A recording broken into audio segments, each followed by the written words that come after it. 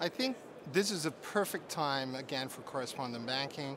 Global GDP has been growing, and therefore also the trade is growing, and the payments are growing. So it's the right time for the correspondent banking network to bring its value and support to the economy. Clearly, we have some strong challenges in the compliance environment.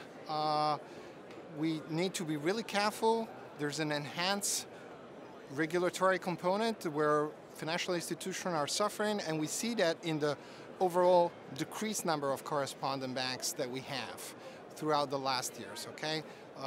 But still, we see a big opportunity with new technologies that are coming in, whether it's GPI or the instant payments. That's going to be a real change for us.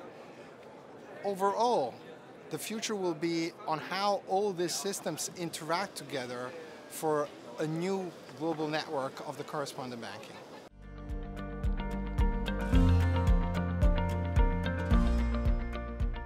GPI is one of the most important things that has happened in the global payment environment lately. UniCredit has been a pioneer. We've been in the forefront of innovation, being live with GPI since the beginning. We really think that GPI will be a first step towards being an institution that brings together with all the other financial institutions additional value to the customer. The customer are looking for traceability, predictability, information about their payments. Maybe a little bit less about how instant it is, the payment, especially in the corporate environment. I mean, if you look at the cross-border world, more than 85% of the cross-border payments are corporate payments. And what the corporate payment is about being sure that the counterpart receives in a proper agreed amount of time the money. And that's what GPI is going to deliver. And we are enhancing that with several projects. Part of that is the blockchain, master reconciliation, the service that already a Swift network with 11,000 banks participating to this is given to the community.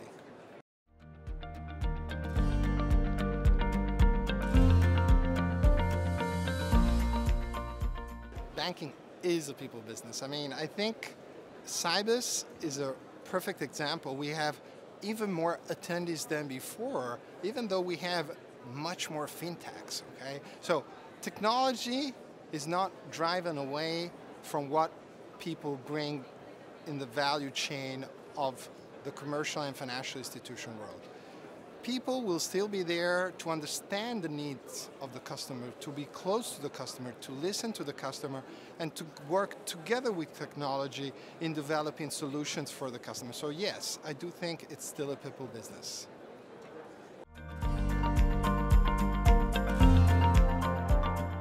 There's been a lot of talk about instant payments, and UniCredit is at forefront of technology, so we're going to be live with instant payments in Europe starting from November, so in a few days.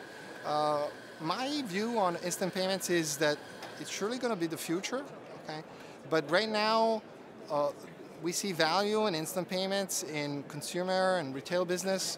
The cross-border one is going to be a little bit longer, the take on the instant payments, because corporates right now are more focused on traceability information on the payment, whereas GPI is bringing value. And on top of it, the capability of the systems to operate and interact through the various instant payment platforms that are happening in the world, whether it's the European one, faster payments in UK, Singapore, other countries around the world. It's going to be a lot about interoperability, and that is going to take a bit of time from a technology standpoint and from a regulatory standpoint.